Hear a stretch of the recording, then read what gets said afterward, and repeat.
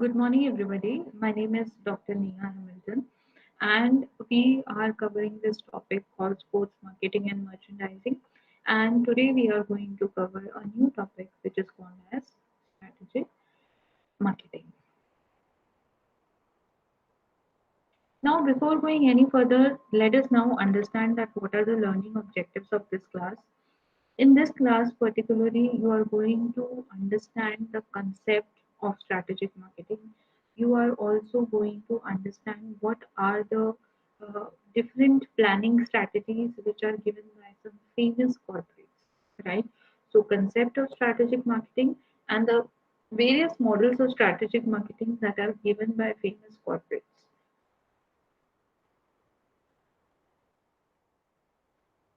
So this is a diagram that gives a conceptual framework of how marketing and corporate strategies are connected to each other, right? This is a diagram in which if you can see the left rectangle which is blue in color shows corporate strategy and the right rectangle which is red in color show the marketing strategy, and this diagram shows that how corporate strategy and marketing strategies are going hand in hand, right?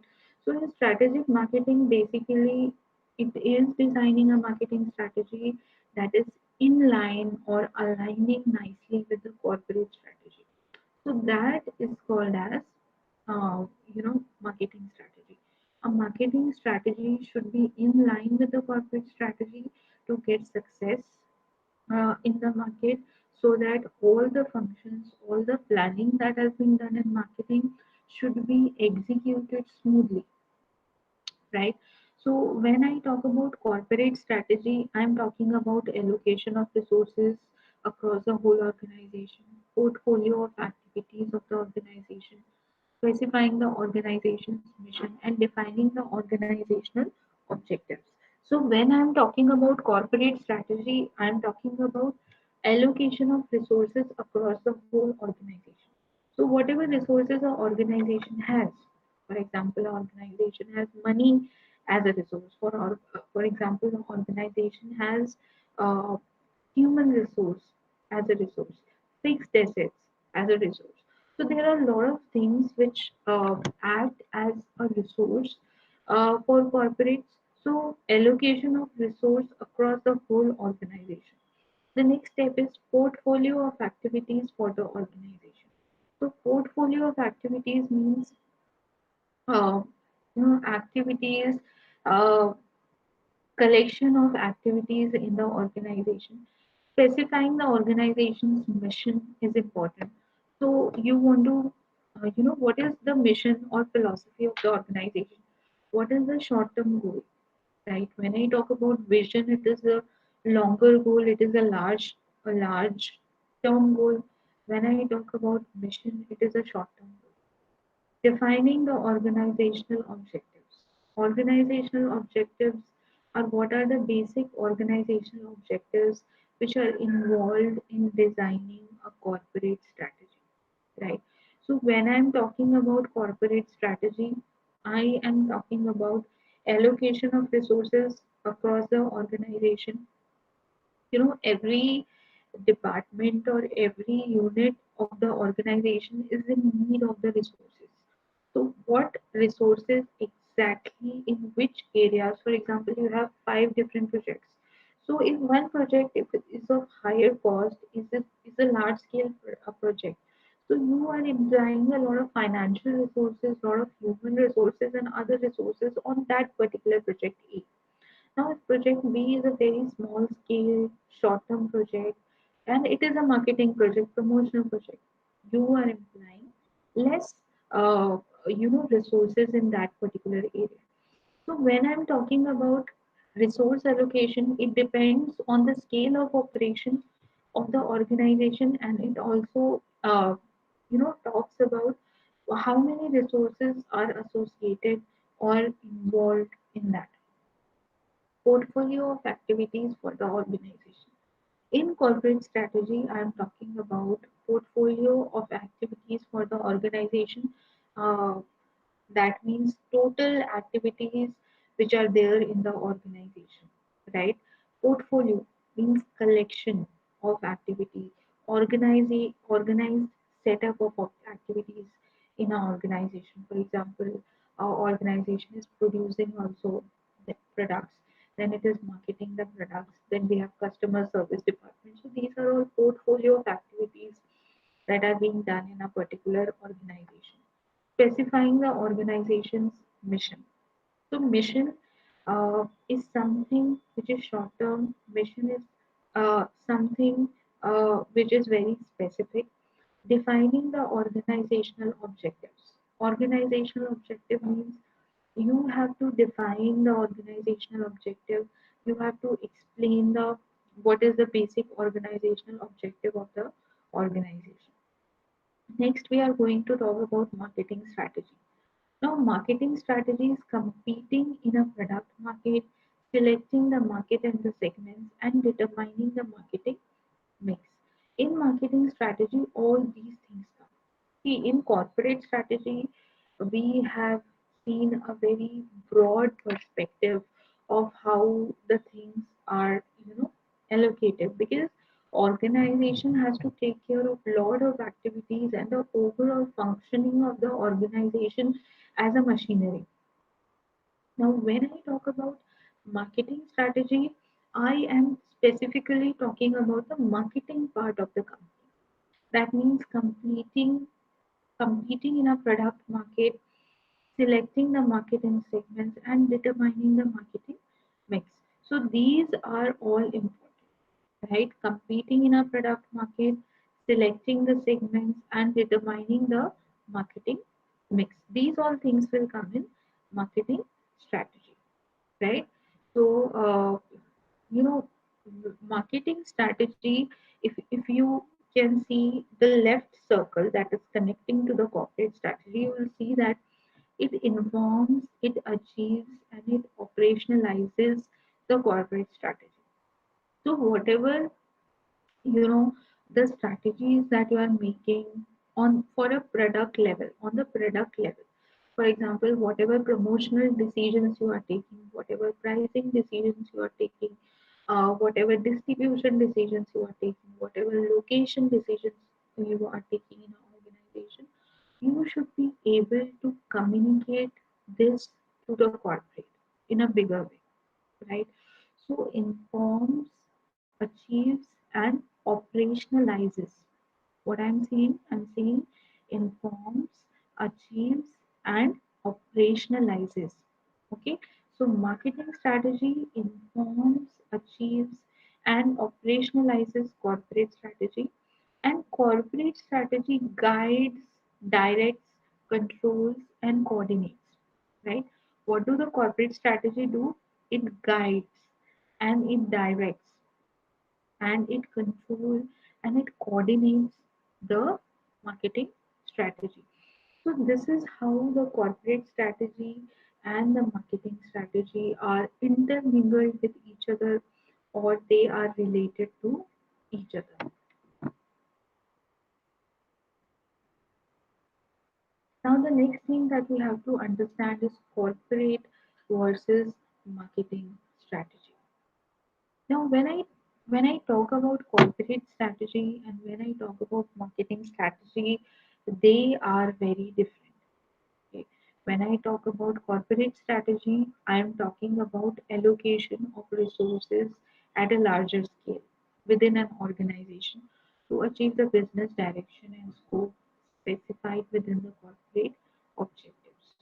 When I talk about marketing strategy, it defines the target market, direction, and requirement in order to create a defensible position compatible with the overall corporate strategy, right? So, marketing strategy consists and focuses on the target market, the requirements in order to create a defensible position. There is a lot of competition happening in the market. You need to innovate your product, innovate, the product, make changes in your product to push some energy in your product, to push some energy uh, in the promotional efforts that you are doing for a particular company. So when I talk about marketing strategy, I am talking about the target market, the direction, the requirements in order to create a defensible position compatible with the overall marketing strategy. When I talk about corporate strategy, in corporate strategy, I'm talking about allocation of resources because it is a huge machinery. You do not have to only consider on marketing, but you have to consider on the overall efforts. It helps to control and coordinate the different areas of the organization, right? So corporate strategy helps to tackle different areas of the organization, not only marketing. Now, what are marketing plans and what are marketing programs? Now, when I talk about marketing plan, it is turning strategy into implementable actions. A detailed written statement specifying the target market, marketing programs, responsibility, timescales, and resources to be used within the defined budget. For example, you are designing a marketing plan for the coming financial year, right? So, what are the things that you are going to add in that marketing plan? You are going to add, uh, you know, in what time you are making that particular plan. What are the things uh, that you are going to inculcate in your marketing plan, and what are the details of the target market that you are taking into account when you are making a marketing plan, right? So these are the things that you have to take care when you are making a marketing plan. Next is marketing program. Now, what is marketing program? These are the actions, often tactical, using marketing mix variables to gain advantage within the target market.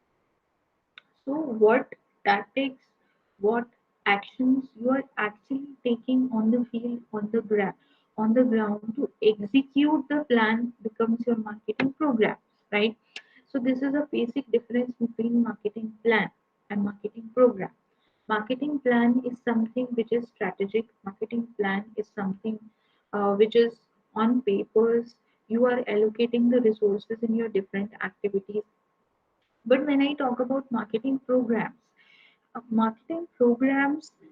have actionable steps that you take in order to implement the marketing plan successfully, right?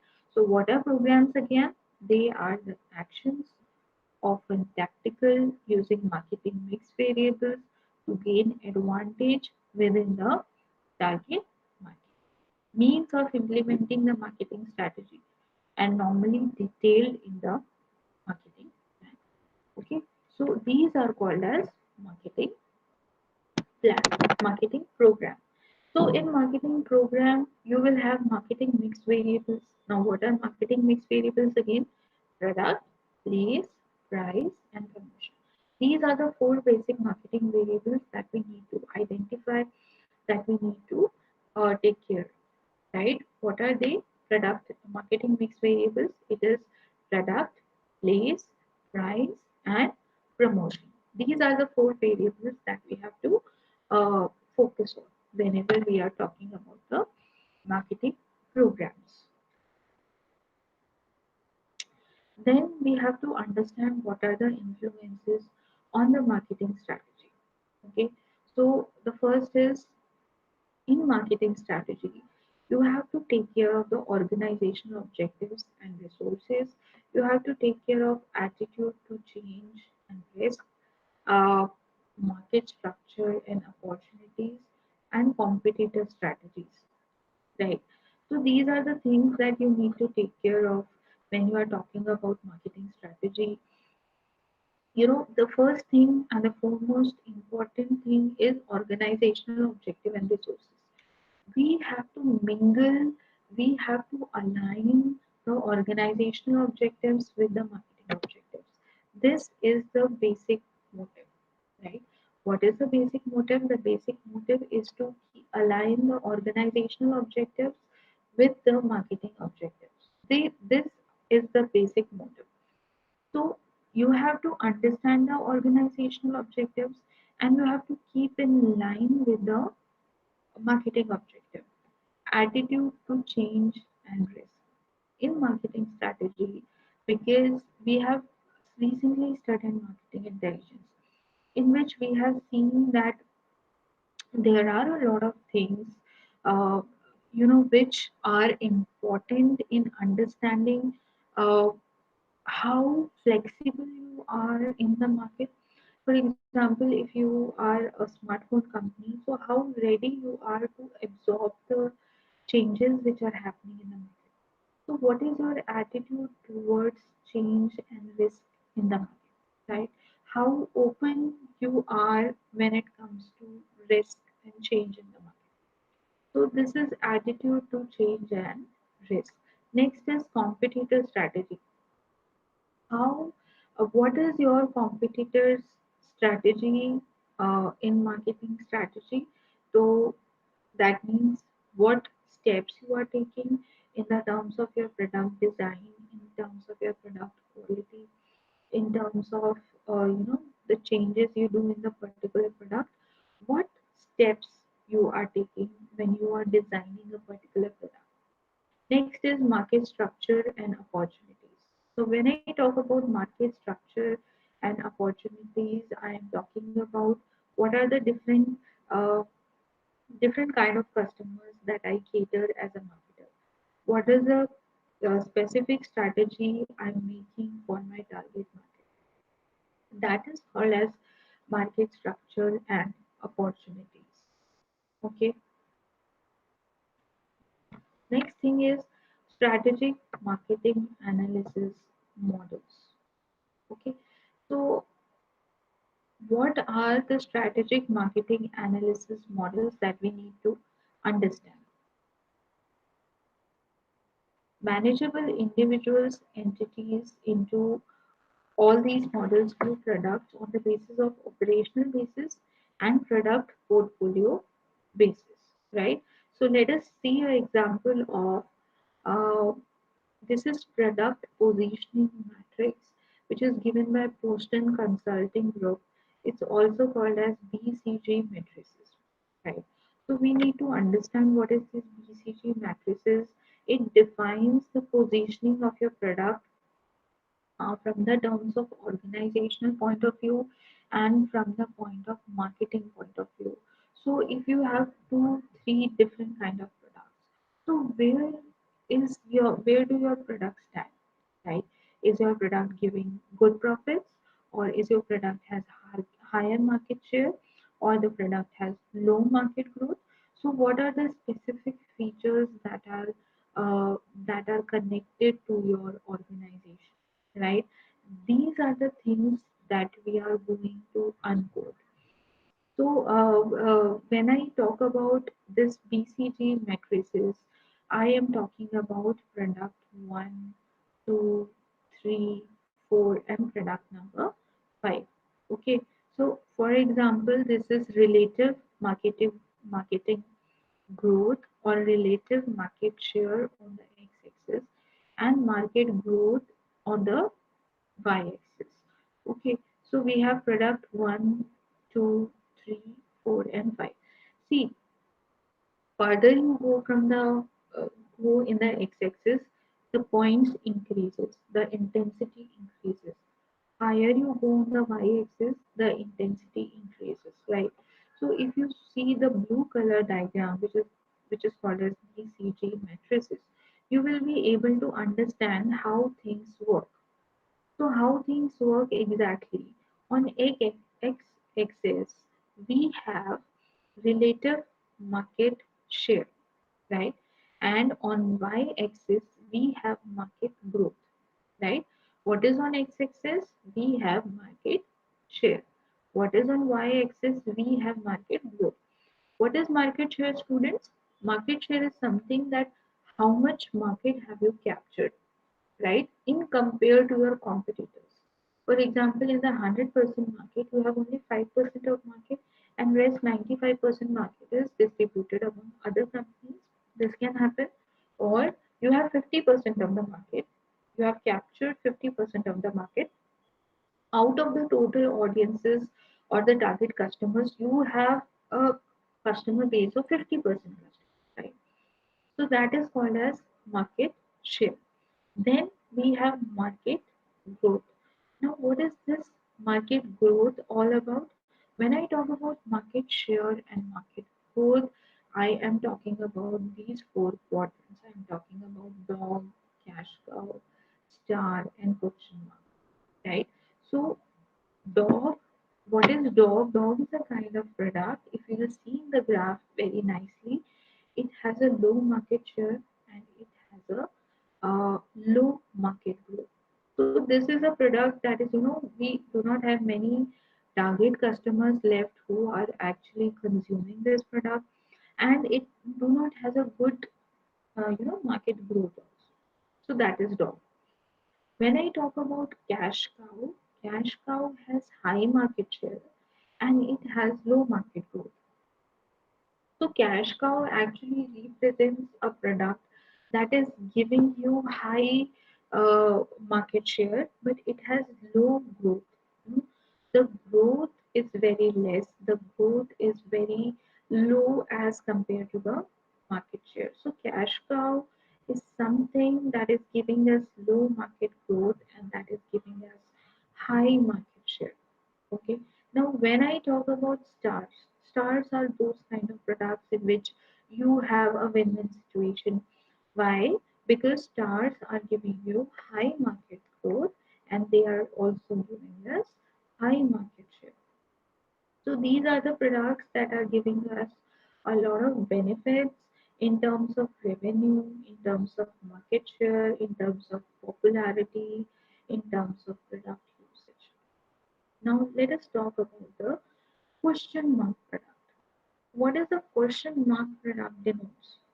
The question mark product denotes that uh, it has high market growth and it has low market share, right?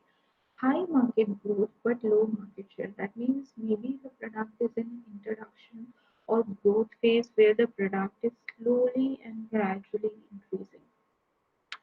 So that becomes question mark. Okay. So uh, when you are talking about market growth and market share, these are the things that you need to consider. What are the things that you need to consider? The first thing is market share and the second is market growth. So according to Boston Consultancy Company, you can plot your products on the basis of market growth and market share, and you can have these four kinds of products, right? Now question mark is left. What is question mark, students? Question mark is a product which is low in market share and which is high in market growth, right? So this is a product which is slowly and gradually making a mark in the market. In the same way, now you can see the pink quadrant which is adjacent to the blue one. Here also we have divided the square into four equal parts. Why we have divided the square into four equal parts? Because the y-axis gives you the market share and the x-axis gives you the relative market share. Okay, and sorry, the y-axis gives you the market growth. So product 3 corresponds to question mark. If you can see my cursor, you will be able to relate it. Product 3 is corresponding to question mark. Now, what is this question mark? When I talk about product 3, the relative market share of this product is low, as which is similar to question mark, right? And the market growth is high. That means we have potential in this product. When I talk about here the product 4, which is like dog, so it has low market growth and it has low market share also. So we are in a losing condition. We are in a condition where we are losing it. Okay. So this is called as market growth. Now next product number 2, we call it as cash cow. Now, what is cash cow? Cash cow is a product that corresponds to product number two. Okay. Now, what are the features of this product too? In terms of market growth, it is low. In terms of market share, it is high. So it is giving us some consistent, profits all over the year, right? It is giving us consistent profits. So cash cow is a kind of a product that you need to retain in the market. And then finally, if you see product number five here, which is corresponding to star, right? So in this product 5 and star can be compared because market growth is high and relative market share is also high. So when you see this product, you will get a complete idea on why we are emphasizing on star. As the star shines bright, this product is shining really bright. It has you have win-win situation when you have high market growth and you have high market share. Now, we have to explain what the dog means, what the question mark means, star, cash cow, warehouses, and dodos. Now, dog holds a weak market share in a low growth market. If we can go back, we can see that dog is a product that is going down in market growth also and market share also, right? So that is a product which corresponds to dog. Okay, when I when I talk about the next product, okay, is question mark. As we have seen the question mark, it has high market growth, right? It is giving us a consistently higher returns, increasing its returns, but it has a low market share. We need to work on increasing the market share, exploring or tapping the market that has not been tapped before. Now, when I talk about Star, Star is a market leader in a growth market. Okay, Star is somebody who is giving us a win-win situation. It has a good market share and it has a good product positioning also. Now, cash cow. Who is a cash cow? A cash cow means as the market grows and starts to trail off, the stars can become cash cows. Okay, the stars, you know, uh, stars means the products that are giving us good benefits. They become cash cows. When I talk about war horses, market leaders whose cash generating position under threat due to negative market growth. So war horses are a different term as compared to the first four terms that we are talking about. This is like a temporary situation that can change. Okay. So who are these? These are the market leaders whose cash generating position is under threat due to negative market growth. So they are generating a good cash, they are generating a good revenue, but their position is under threat. Why their position is under threat? Because the growth that they are giving us is negative. Now let's talk about dodos. Dodos are those kind of products which have low share of declining market, means the sales are dwindling away. So the share is also going, the sales is also going, right?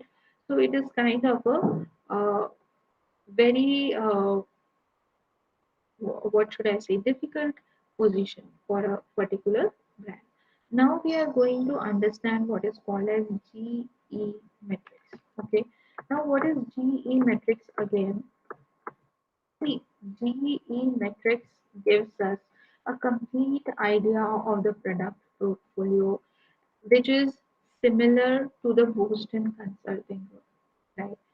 When I talk about GE metrics, I am talking about two things. On x-axis, you will see business strengths. On y-axis, you will see industry attractiveness, right?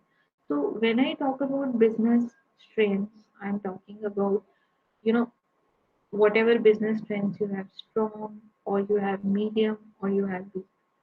Again, when I talk about industry attractiveness, whether it is low, whether it is medium, or whether it is high, right? If you see zone 1 is having these blue color squares. Zone 2 is having, this peach color squares, and zone 3 is having this purple color squares. So we have three different color of squares that we can see here. The first which are blue ones, the second which are peach ones, and the third which are purple ones. So we have zone 1, we have zone 2, and we have zone 3, right?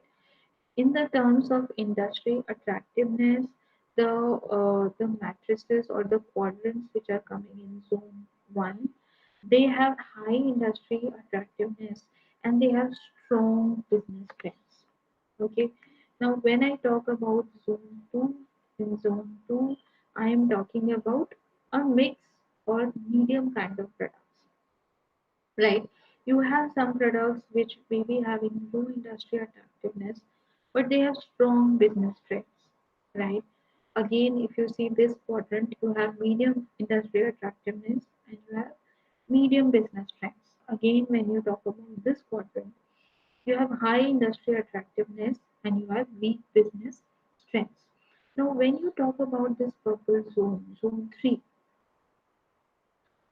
3 has medium attractiveness or it has low attractiveness, but it does not have high attractiveness. So zone 1 and zone 2 have high attractiveness only, right?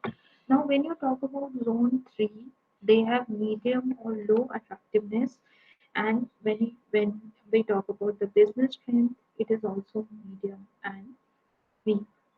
Now, this is Shell's directional policy metrics. Now, what does Shell's directional policy metrics tell us?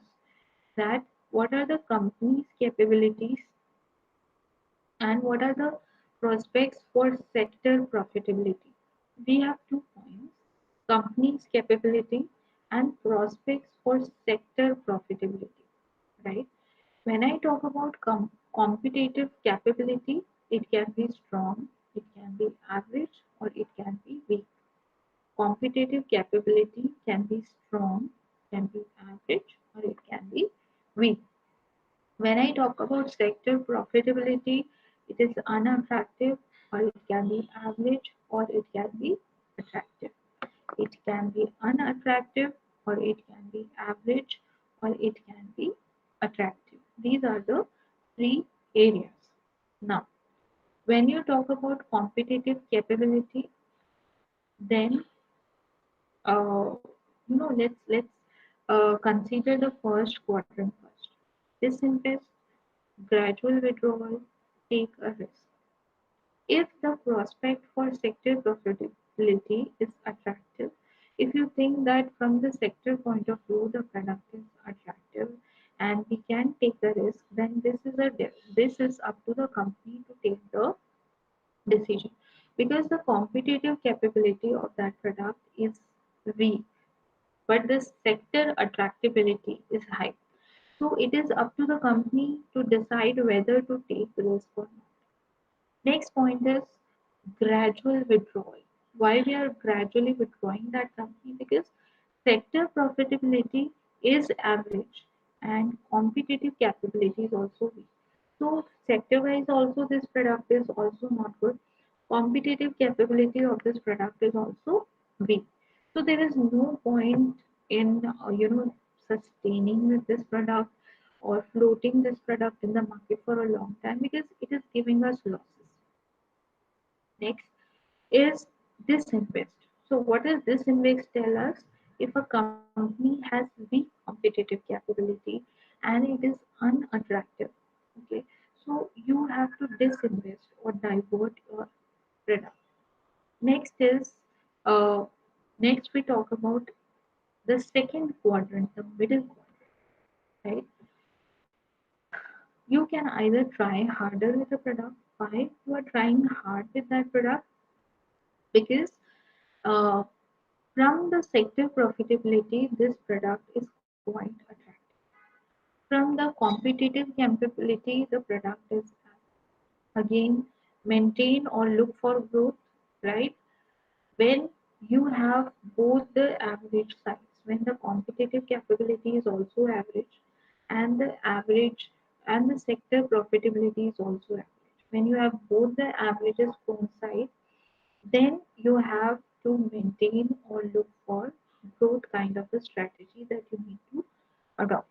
Again, when we come to the first part of the second quadrant, which is gradual withdrawal, if the product is not attractive from the company's point of view, and also the competitive capability is average for a particular product, then sorry, it is the decision of the company to decide that whether to float the product in the market or not. Then we have come to the last quadrant. What does the last quadrant tells you? That whether it is cash generator. See, if the competitive capability is strong, right? It is a product which is giving you a lot of benefit, a lot of profit. But at the same time, sector profitability is unattractive, right? So then that product is going to be cash generator. When you look for a product, that is a strong competitive capability and average sector profitability, you look for growth. When you have a product where you maintain leadership, why you are going to maintain the leadership? Because here you are talking about strong product, strong competitive capability, and attractive sector profitability. So here you are talking about a win-win situation, which can give you high benefits. Now, types of growth, right? You can have basically two types of growth. The first is called as intensive growth or diversified growth. Intensive growth means, what is intensive growth, students? Intensive growth means you are working on your current market share. You are working to improve your marketing strategies, promotional strategies. You are working on developing the market. You are working on developing the product. And you are working for market penetration when you are talking about intensive growth. Now, what is diversified growth? When I talk about diversified growth, I am talking about, I'm going into some new segment, exploring a new segment altogether. That becomes diversified growth for me, right? Integrative growth is backward, forward, and horizontal. You are integrating with the vendors, suppliers, raw material suppliers, the third parties. You are integrating with them because you want to reduce on your cost. Because if you are taking a product from a supplier, you have to give some amount of margin of profit to supply. But what if you only are producing the products? Then you are cutting down on your supplier part, right? So that is called as integrative growth. Either you integrate backwards. Backwards means from where you are getting the raw material or supplies. Forward means marketing channels. Okay, here I am talking about the marketing channels, or it can be horizontal. Horizontal means uh, when you are talking about uh, the companies which are very much similar to you, and you are taking over these companies, and you are uh, acquisition, you are going for acquisitions, taking on these companies and improving your market share, right? Now, what happens when there is no growth, right? What are the next steps that a competitor need to understand, that a marketer need to understand, that if you have a company which is showing no signs of growth, a product which is showing no signs of product growth, the market share is less, the growth is less, the industry attractiveness is very weak, the competitor attractiveness is very weak. So in those conditions, you need to take back your product. You can harvest that product. You can go for entrenchment, or you can go for complete withdrawal of that particular product, right? So these are the no growth strategies that you need to implement. Now let's talk about intensive growth. Okay, so what is intensive growth?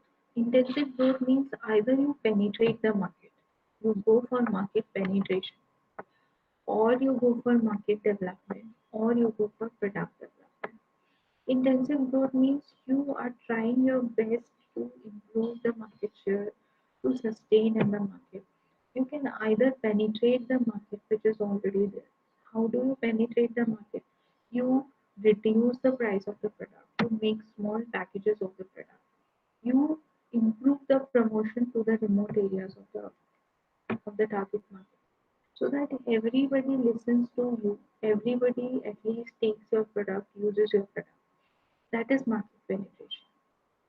Market development, if you want to develop the market as a whole, then you have to come up with some kind of a innovative product that is not there in the market, some new range of product that is not existing in the market earlier, and then product development. When it comes to product development, it is about adding new features, uh, adding new functions, adding new variety, adding new design of your product that is attractive to the customer, right? So these are the intensive growth strategies that you can apply in your product. So I think that's it for today in strategic marketing. Let us quickly do a quick revision of what we have covered till now. We have the first thing that we have understood is that how marketing strategy and corporate strategy should go hand in hand. It should be nicely entangled, intermingled with each other so that we get a nice, complete, smooth running machinery where the one tire is the corporate strategy and the other tire is the marketing strategy. Corporate strategy should guide, direct, control, and coordinate the marketing strategy, and marketing strategy informs, achieves, and operationalizes corporate strategy. After that, we have seen that what is the basic difference between the corporate strategy and marketing strategy. So, corporate strategy is at a greater level, and marketing strategy is at a smaller level. Because here we are talking about target market, product development, market development. And in corporate strategy, we are talking about all the projects, coordination, control of different areas of organization. Then we have seen that we have a difference between marketing plans and programs. That what is a marketing plan and how it is different from marketing program. Then we have seen a marketing strategy where there are four components of marketing strategy.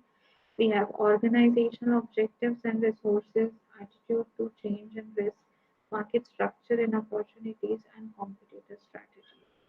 After we have seen some analysis models, we have seen Boston Box, GE metrics, and Shell's directional policy metrics. These are the matrices that decides that is chosen by our organization to design the course of action for a particular product which is existing in the market. An organization can either adopt the BCG metrics which is given by Boston Consultancy Group, or it can choose the GE metrics which decides the products on the basis of industry attractiveness and business strength. Then we have studied the finally what are the types of growth, right? It can be intensive growth or it can be diversified. Okay. Now I'm going to give you a small assignment. You have to draw Shell's metrics and BCG metrics, Boston Consultancy Group metrics, in your copies, and you have to give examples of all the elements of BCG metrics, whether it is cash cow, whether it is dog, or it is question mark. You have to give examples on any industry. Take automobile industry, mobile industry, telecommunication industry. You have to give examples of each of the features that you are writing. So I think that's it for today. Thank you so much for joining and listening. I am ending the meeting now.